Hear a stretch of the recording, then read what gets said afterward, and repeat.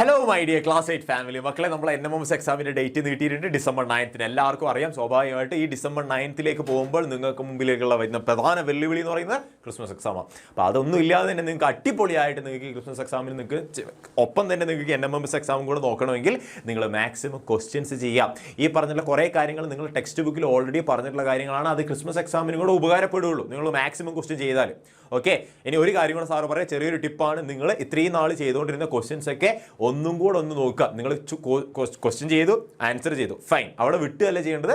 ഈ പറഞ്ഞ ക്വസ്റ്റ്യൻസ് ഒന്നും കൂടെ ഒരു റൗണ്ടും കൂടെ നിങ്ങൾ ഈ പറഞ്ഞ ക്വസ്റ്റ്യൻസിലേക്ക് ഒന്ന് പോയി നോക്കുക, ആൻസേഴ്സിലേക്ക് ഒന്ന് പോയി നോക്കുക. സോഷ്യലിൻ്റെ കാര്യത്തിലേക്കാണെങ്കിൽ എൻ്റെ മക്കൾ എന്ത് ചെയ്യുക, ഒന്നുകൂടെ ഒന്ന് ഓടിച്ച് നോക്കുക, ഏതൊക്കെയാണ് ക്വസ്റ്റ്യൻസ് വരുന്നത്, ഏതൊക്കെയാണ് റിപ്പീറ്റഡ് ആയിട്ടുള്ള ക്വസ്റ്റ്യൻസ്, ആൻസേഴ്സ് ഒക്കെ ഒന്ന് ജസ്റ്റ് നോക്കുക. മാറ്റിൻ്റെ കാര്യത്തിലാണെങ്കിൽ നിങ്ങൾ ചെയ്തു നോക്കണം. ചില ക്വസ്റ്റ്യൻസ് ഡിഫിക്കൽട്ട് ആയിട്ടുള്ള ക്വസ്റ്റ്യൻസ് എൻ്റെ മക്കൾ എന്ത് ചെയ്യുക, ഒന്നുകൂടെ ചെയ്ത് നോക്കുക. ഇവിടെ സാറ് വന്നിട്ടുള്ളത് നിങ്ങൾക്ക് വേണ്ടി ചെറിയ 2-3 ക്വസ്റ്റ്യൻസുമായിട്ടാണ് നമ്മുടെ ഹിസ്റ്ററി എന്നുള്ള 2-3 ക്വസ്റ്റ്യൻസ്. അപ്പോൾ December 9th മറക്കണ്ട, എൻ്റെ മക്കൾക്ക് ഒരേപോലെ സെറ്റ് ആവണം ക്രിസ്മസും അതേപോലെ തന്നെ നമ്മുടെ Nmms ഇതാ പിടിച്ചോ. അങ്ങനെയാണെങ്കിൽ ആദ്യത്തെ ഹിസ്റ്ററിയുടെ ക്വസ്റ്റ്യൻ ഇതിലുള്ള മക്കളെ, the first Indian independence was happened in the year.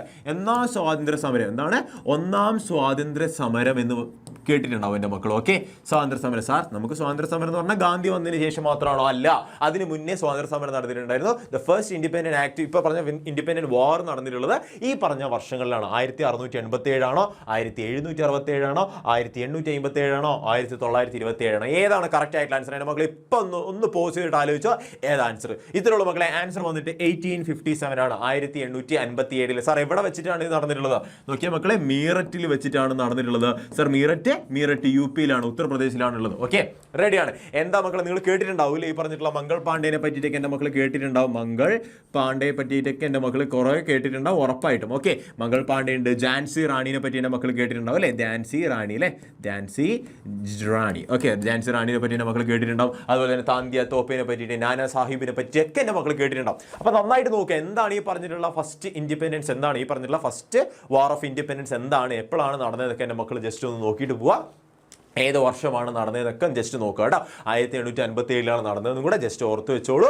ഇതാ പിടിക്കുകയാണ്. എന്താ റീസൺ എന്നൊക്കെ നമുക്കറിയാമല്ലോ. ഈ പറഞ്ഞിട്ടുള്ള മംഗൾ പാണ്ഡെ ഈ പറഞ്ഞിട്ടുള്ള റെജിമെൻറ്റിൽ ഒരാളായിരുന്നു, ബ്രിട്ടീഷ് ആർമിയിലുള്ള ഒരാളായിരുന്നു. ഈ പറഞ്ഞിട്ടുള്ള പന്നിയുടെ മാംസം കലർന്നിട്ടുള്ള, ഈ പറഞ്ഞിട്ടുള്ള അതേപോലെ തന്നെ പശുവിൻ്റെ മാംസം കലർന്നിട്ടുള്ള ഈ പറഞ്ഞ വെടിയുണ്ട കടിച്ച് പൊട്ടിക്കാൻ ആവശ്യപ്പെടുകയും അത് പറ്റായപ്പോൾ ഇതിനെതിരെ പ്രതികരിക്കുകയൊക്കെ ചെയ്തു. അപ്പോൾ അങ്ങനെയാണ് ഈ പറഞ്ഞിട്ടുള്ള ശിപ്പായി ലഹള എന്നും കൂടെ ഇതിൻ്റെ പേരുണ്ട് കേട്ടോ. ഇതിൻ്റെ ഒരു പേര് എന്ന് വെച്ചിട്ടുണ്ടെങ്കിൽ ശിപ്പായി ലഹള എന്നും കൂടെ ഈ പറഞ്ഞിട്ടുള്ള ആദ്യത്തെ ഒന്നാം സ്വാതന്ത്ര്യ സമരത്തിൻ്റെ അതിന് പേര് വിളിക്കുന്നുണ്ട്. ഓക്കെ, ശിപ്പായി റിവോൾട്ട് എന്നും കൂടെ പേര് വിളിക്കുന്നു. അപ്പോൾ first war of independence, okay, ഒന്നാം സ്വാതന്ത്ര്യ സമരം നടന്നിട്ടുള്ളത് 1857 അത് 1857 റിവോൾട്ട് എന്നും കൂടെ അറിയപ്പെടുന്നുണ്ട് കേട്ടോ. ഫൈൻ, അപ്പോൾ അത്രേ ഉള്ളൂ. അങ്ങനെയാണ് നമ്മളിതാ നെക്സ്റ്റ് ഒരു ക്വസ്റ്റ്യനിലേക്ക് പോവാണ്. ഇത് ഇൻഫേമസ് റെജിനാൾഡ് ഡയർ, ഫേമസ് അല്ല ഇൻഫേമസ് ആട്ടോ, കുറച്ച് ദുഷ്ടനാ. ഓക്കെ, റെജിനാൾഡ് ഡയർ, നിങ്ങൾ റെജിനാൾഡ് എന്ന് കേട്ടില്ലെങ്കിൽ ഡയർ എന്ന് കേട്ടിട്ടുണ്ടാവും അല്ലേ? ഡയർ വാസ് കിൽഡ് ബൈ ആരെ കൊന്നിട്ടുണ്ട്? ഈ പറഞ്ഞ റെജിനാൾഡ് ഡയറിനെ കൊന്നിട്ടുണ്ട്. ആരാണ് മക്കളെ? ഒന്നാമത്തെ ഓപ്ഷൻ മംഗൾ പാണ്ഡെയാണ്, ചാൻസ് ഉണ്ട്. ഭഗത് സിംഗ്, അതും ചാൻസ് ഉണ്ട്. ചന്ദ്രശേഖർ ആസാദ്, അതും ചാൻസ് ഉണ്ട്. ഉദ്ധം സിംഗ്, അതും ചാൻസ് ഉണ്ട്. എല്ലാവരും എന്താണ്, എക്സ്ട്രീമിസ്റ്റാ, എന്നാൽ നല്ല പവർഫുൾ ആയിട്ട് ഈ പറഞ്ഞ ബ്രിട്ടീഷേഴ്സിനെതിരെ പോരാടിയ ആളുകൾ. അപ്പോൾ ഇതിൽ ആരോ ഒരാളാണ് ഈ പറഞ്ഞ ഡയറിനെ കൊന്നിട്ടുള്ളത്. ഒന്ന് പോസ് ചെയ്തോ, ആൻസർ സെറ്റാക്കിയോ. ഇതാ പിടിച്ചോ. ആൻസർ വന്നിട്ട് മക്കളെ ഉദ്ധം സിംഗ് ആണ്. നിങ്ങൾ ചിലപ്പോൾ ഭഗത് സിംഗ് ചിന്തിക്കാൻ ചാൻസ് ഉണ്ട്. ഭഗത് സിംഗ് അല്ല, ഈ പറഞ്ഞിട്ടുള്ള ഉദ്ധം സിംഗ് ആണ് ആരെ കൊന്നിട്ടുള്ളത്? റെജിനാൾഡ് ഡയറിനെ കൊന്നിട്ടുള്ളത്. ഇത്രയേ ഉള്ളൂ. 1927 എന്ത് ചെയ്യുന്നത്, ഇദ്ദേഹത്തെ കൊല്ലുന്നത്. ലണ്ടനിൽ വെച്ചിട്ടാണ് കൊല്ലുന്നത് കേട്ടോ. അതിനുശേഷം ഉദ്ധം സിംഗിനെ അവർ പിടികൂടിയും തൂക്കിലേറ്റുക ചെയ്തിട്ടുണ്ട്. സ്വാഭാവികമായിട്ട് നിങ്ങൾ ചിന്തിക്കും, എന്തിനാണ് റെജിനാൾഡ് ഡയറിനെ ഈ പറഞ്ഞ ഉദ്ധം സിംഗ് ലണ്ടനിൽ പോയി കൊല്ലേണ്ട കാര്യം? ഇത്രയേ ഉള്ളൂ മക്കളെ. നമുക്കറിയാം 1919 എത്രയാണ്, 1919 നിങ്ങൾ കേട്ടിട്ടുണ്ടാവും. ഈ പറഞ്ഞ ജാലിയൻ വാലാബാഗ് എന്ന് കേട്ടിട്ടുണ്ടാവും അല്ലേ? എന്താണ് ജാലിയൻ വാലാബാഗ് എന്ന് എൻ്റെ മക്കൾ കേട്ടിട്ടുണ്ടാവും. ജാലിയൻ വാലാബാഗ് കൂട്ടക്കൊല എന്നും കൂടെ കേട്ടിട്ടുണ്ടാവും. ഓക്കെ, കൂട്ടക്കൊലയ്ക്ക് പ്രധാനമായിട്ടും ഉത്തരവിട്ടത് ഈ പറഞ്ഞിട്ടുള്ള റെജിനാൾഡ് ഡയർ ആയിരുന്നു. അന്നുണ്ടായിരുന്ന സൈനിക തലവനായിരുന്നു ഈ പറഞ്ഞ റെജിനാൾഡ് ഡയർ. അപ്പോൾ ഡയർ ആണ് എന്ത് ചെയ്തത്, ജാലിയൻ വാലാബാഗിന് ഉത്തരവിട്ടത്. അങ്ങനെയാണ് ഈ പറഞ്ഞിട്ടുള്ള ഒരുപാട് ആളുകൾ, ഏകദേശം പറഞ്ഞു കഴിഞ്ഞാൽ എണ്ണയാൽ തുടങ്ങാതെ ആയിരക്കണക്കിന് ആളുകൾ ആ മൈതാനത്ത്, ഒരു ജാലിയൻ വാലാബാഗ് എന്ന് പറഞ്ഞാൽ ഒരു മൈതാനമായിരുന്നു, ആ മൈതാനത്ത് തടിച്ചുകൂടിയ ആളുകൾ ഈ പറഞ്ഞ ജനറൽ ഡയർ എന്ത് ചെയ്തു, വെടിവെച്ച് കൊല്ലാൻ ഉത്തരവിട്ടു. അങ്ങനെ കൊന്നു കളഞ്ഞു. അങ്ങനെയാണ് ഈ ജനറൽ ഡയറിനെ കൊന്നു കളയാൻ വേണ്ടിയിട്ട് ഉദ്ധം സിംഗ് ലണ്ടനിൽ പോകുന്നത്, പ്രതികാരം വീട്ടാൻ വേണ്ടി, റിവെഞ്ച് എടുക്കാൻ. ഓക്കെ, അങ്ങനെയാണ് 1927 എന്ത് സംഭവിച്ചത്, ഈ ജനറൽ ഡയറിനെ ഉദ്ധം സിംഗ് വധിക്കുന്നത്, വെടിവെച്ച് കൊല്ലുന്നത്. ഓക്കെ, റെഡിയാണ്. അപ്പം നിങ്ങൾ ചിന്തിക്കും ഈ ജാലിയൻ വാലാബാഗ് എങ്ങനെയുണ്ടായത്, അത് നമുക്ക് നെക്സ്റ്റ് ക്വസ്റ്റ്യനിൽ സാർ നിങ്ങൾക്ക് വേണ്ടി പറഞ്ഞുതരാം എങ്ങനെയാണ് ജാലിയൻ വാലാബാഗും കാര്യങ്ങളൊക്കെ ഉണ്ടായത്. അപ്പോൾ നിങ്ങൾ നന്നായിട്ട് നോക്കുക, ഉദ്ധം സിംഗ് ആണെന്ന് ആലോചിച്ച് വെക്കുക. ഓക്കെ, റെഡിയാണ്. അങ്ങനെയാണ് മക്കളെ പിടിച്ചോ. ബോസ്ട്രോഫീഡൻ ഈസ് റിലേറ്റഡ് ടു, എന്താ പറയുന്നത്, ബോസ്ട്രോഫീഡൻ എന്ന് പറഞ്ഞു വെക്കുന്നുണ്ട്. ഓക്കെ, സാർ ഇവിടെ എഴുതി വെക്കാം, ബോസ്ട്രോഫീഡൻ. ഓക്കെ, ബോസ്ട്രോഫീഡൻ എന്തുമായിട്ട് ബന്ധപ്പെട്ടിട്ടുണ്ട്, ഇതെന്തോ ഒരു സാധനം. ഓക്കെ, എന്താണ് ഈ സാധനം സാറ് പറഞ്ഞുതരാം. ഇത്രേ ഉള്ളൂ. ബോസ്ട്രോഫീഡ് എന്ന് പറഞ്ഞിട്ടുണ്ടെങ്കിൽ ഒരു എഴുത്താണ്. ഓക്കെ, ഒരു എഴുത്താണ്. എഴുത്ത് എന്ന് പറഞ്ഞു കഴിഞ്ഞാൽ സാധാ നമ്മൾ കൈകൊണ്ട് എഴുതുന്ന പോലെ അല്ല, ഇറ്റ് ഈസ് എ പിക്ടോഗ്രഫി. എന്താണ്, പിക്ചേഴ്സ് മാത്രമേ നിങ്ങൾക്ക് കാണാൻ പറ്റൂ, പിക്ടോഗ്രഫി. Okay, ready. അപ്പോൾ പിക്ടോഗ്രഫി ആണ് ഈ പറഞ്ഞിട്ടുള്ള ബോസ്ട്രോഫീഡ് എന്ന് പറഞ്ഞത്. അത് ഈ പറഞ്ഞ മെസപ്പൊട്ടോമിയയിലാണോ, ഹരപ്പനിലാണോ, ഈജിപ്ഷ്യനിലാണോ, ചൈനീസിലാണോ, ഏതോ ഒരു സിവിലൈസേഷനിൽ നിങ്ങൾക്ക് കാണാൻ പറ്റും. ഓക്കെ, പോസ് ചെയ്തോ, ആലോചിച്ചോ, കിട്ടിയോ, ഇതാ പിടിച്ചോ മക്കളെ. ഈ പറഞ്ഞ ആൻസർ എന്ന് പറഞ്ഞാൽ ഹരപ്പനാണ്. ഓക്കെ, ഹാരപ്പൻ സിവിലൈസേഷനിലാണ് നിങ്ങൾ എന്ത് കാണാൻ പറ്റുക, ഈ ബോസ്ട്രോഫീഡൻ എന്ന് പറഞ്ഞിട്ടുള്ള ഒരു പിക്ടോഗ്രഫിക്കൽ, പിക്ചേഴ്സിന് ഓറിയന്റഡ് ആയിട്ടുള്ള എഴുത്ത് നിങ്ങൾ കാണാൻ പറ്റുക. ഓക്കെ, അപ്പോൾ അത് കിട്ടി. അപ്പോൾ നിങ്ങൾ ചോദിക്കുകയാണ് സാർ, നിങ്ങളൊന്ന് മനസ്സിൽ ഒന്ന് ആലോചിച്ച് നോക്കുക. ഈ പറഞ്ഞിട്ടുള്ള സാധനം എന്താണിത്, ക്യൂണിഫോം. എന്താണ് ക്യൂണിഫോം ലിപി എവിടെയാണ് നിങ്ങൾക്ക് കാണാൻ പറ്റുക? ഇത്രയുള്ള മക്കളെ, ക്യൂണിഫോം ലിപി എന്ന് പറഞ്ഞു കഴിഞ്ഞാൽ നമ്മൾ മറ്റേ ഹൈറോഗ്ലിഫിക്സ് പഠിച്ചില്ല ഈജിപ്ഷ്യനിൽ, അതേപോലെ തന്നെ ലെഫ്റ്റ് ടു റൈറ്റ് ആണ് എഴുതുക.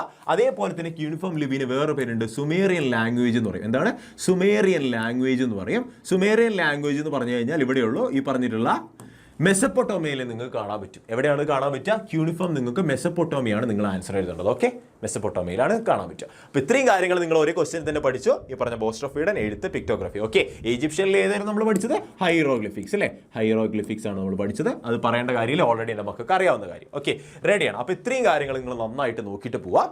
ഫൈൻ. അങ്ങനെയാണ് ഈ പിടിച്ചോ. Next question, 1919 the infamous act. 1919 വർഷം ആലോചിച്ചോ, സാർ തൊട്ട് മുന്നേ പറഞ്ഞു. The infamous act passed by the Britishers to suppress Indians in which was that. എവിടെയാണ്? നോക്കിയേ, ഇന്ത്യൻസിനെ തകർക്കാൻ വേണ്ടിയിട്ട് ഒരു നിയമം പാസ്സാക്കിയിട്ടുണ്ടായി. ആ നിയമത്തിന്റെ അടിസ്ഥാനത്തിലാണ് നമ്മൾ എന്തോ കാണാൻ പോകുന്നത്. ഓർത്ത് വെച്ചോ, ഇത്രേ ഉള്ളൂ. 1919 കേൾക്കും എൻ്റെ മക്കളെ മനസ്സിലേക്ക് ഓടി വരേണ്ടത് ഈ പറഞ്ഞിട്ടുള്ള റൗലറ്റ് ആക്ട്. ഓക്കെ, എന്താണ് റൗലറ്റ് നിയമം? അതായത് ഇതിനെ വേറൊരു പേരിൽ വിളിക്കുന്നുണ്ട്, കരി നിയമം, ബ്ലാക്ക് ലോ എന്നും കൂടെ പേര് വിളിക്കുന്നുണ്ട്. ഓക്കെ, ബ്ലാക്ക് ലോ എന്നും കൂടെ ഇതിനെ പേര് വിളിക്കുന്നുണ്ട്. ഫൈൻ, അടിപൊളി. അപ്പോൾ ആ ഒരു പോയിന്റ് കൂടെ നിങ്ങൾക്ക് കിട്ടി. ഓക്കെ, ഈ റൗലറ്റ് ആക്ടിനെ വിളിക്കുന്നുണ്ട് എപ്പോഴാണെന്ന് പറഞ്ഞിട്ടുള്ളത് 1919. എന്തിനു വേണ്ടിയിട്ടാണ് സാർ 1919? നിങ്ങൾ തൊട്ട് മുന്നേ 1919 വേറെ എവിടെയും കേട്ടിട്ടുണ്ട് അല്ലേ? ജാലിയൻ വാലാബാഗ് അല്ലേ, ജാലിയൻ വാലാബാഗ് നിങ്ങൾ കേട്ടിട്ടുണ്ട്. ഇതിന്റെ ഭാഗമായിട്ട് 2 പേരെ അറസ്റ്റ് ചെയ്യേണ്ടായി ബ്രിട്ടീഷേഴ്സ്. ഓക്കെ, സത്യപാലും കിച്ചിലും എന്ന് പറഞ്ഞിട്ട് 2 പേരെ അറസ്റ്റ് ചെയ്യുകയുണ്ടായി ബ്രിട്ടീഷ്. പഞ്ചാബിൽ വെച്ചിട്ട്. അങ്ങനെ പഞ്ചാബിൽ ജാലിയൻ വാലാബാഗിൽ ഇവരെ അറസ്റ്റ് ചെയ്തതിന്റെ പ്രതിഷേധം അറിയിക്കാൻ വേണ്ടിയിട്ട് ഒരുപാട് ആളുകൾ എന്ത് ചെയ്തു, ആ മൈതാനത്ത് തടിച്ചുകൂടി. ഓക്കെ, ഈ പറഞ്ഞ 2 പേരെ സത്യപാലിനെയും കിച്ചിലുവിനെയും അറസ്റ്റ് ചെയ്ത ബ്രിട്ടീഷേഴ്സിനെതിരെ ഒന്നുമില്ല, അവരുടെ കയ്യിൽ ആയുധമൊന്നും ഉണ്ടായിരുന്നില്ല. അവർ ആ മൈതാനത്ത് തടിച്ചുകൂടി. പക്ഷേ എന്ത് ചെയ്തു എന്നാ പറയുന്നത്, നേരത്തെ കണ്ടിട്ടുള്ള ഒറിജിനൽ ഡയറില്ലേ, ആ ഡയർ എന്ത് ചെയ്തു, ഈ പറഞ്ഞ ആളുകളെല്ലാം ഒരു മൈതാനത്തിനുള്ളിൽ കുടുങ്ങിപ്പോയി. അവർക്ക് എങ്ങോട്ട് രക്ഷപ്പെടാൻ പറ്റില്ല, ചുറ്റും മതില. അപ്പോൾ ഇവർ വെടിവെച്ചപ്പോൾ എല്ലാവരും മരിച്ചു വീണു. അങ്ങനെയാണ് ഈ പറഞ്ഞിട്ടുള്ള 1919 ജാലിയൻ വാലാബാഗിലാണ് ഈ പറഞ്ഞിട്ടുള്ള റൗലറ്റ് ആക്ട്. ഈ നിയമപ്രകാരമാണ് ഈ പറഞ്ഞ എല്ലാ പ്രശ്നങ്ങളും ഉണ്ടാകുന്നത്. ഓക്കെ, റെഡിയാണ്. അപ്പോൾ എൻ്റെ മക്കൾ എന്ത് ചെയ്യുക, ഓർത്ത് വെക്കുക, 1919 റൗലറ്റ് ആക്ട്. റൗലറ്റ് ആക്ട് എന്ന് പറഞ്ഞാൽ ഇത്രേ ഉള്ളൂ, ആളുകളെ ഒരു വിചാരണയും കൂടാതെ തടങ്കിൽ വെക്കാനും ചോദ്യം ചെയ്യാനുമുള്ള അധികാരം ബ്രിട്ടീഷേഴ്സിന് കൊടുക്കുന്നതാണ് ഈ പറഞ്ഞ റൗലറ്റ് ആക്ട്. യാതൊരു വിധത്തിലുള്ള മുൻധാരങ്ങളോ ഒന്നും വന്നിട്ട് പോവാ എന്ന് പറഞ്ഞു കഴിഞ്ഞാൽ കൂട്ടിക്കൊണ്ടുപോകും അറസ്റ്റ് ചെയ്തിട്ട്. അതിനെയാണ് ഈ പറഞ്ഞ റൗലറ്റ് ആക്ട് എന്ന് പറയുക. ഓക്കെ, റെഡി എന്ന് വിചാരിക്കുന്നു സാറ്. അങ്ങനെയാണ് മക്കളെ. സാൾട്ട് ആക്ട് ഒക്കെ ഇപ്പോഴാണോ? അല്ല, ഉപ്പ് നിയമമൊക്കെ നമുക്കറിയാം 1930 ഈ പറഞ്ഞിട്ടുള്ള ഉപ്പും കാര്യങ്ങളൊക്കെ നമുക്ക് കാണാൻ പറ്റുക, 30-32 ആ സമയത്ത് അല്ലേ.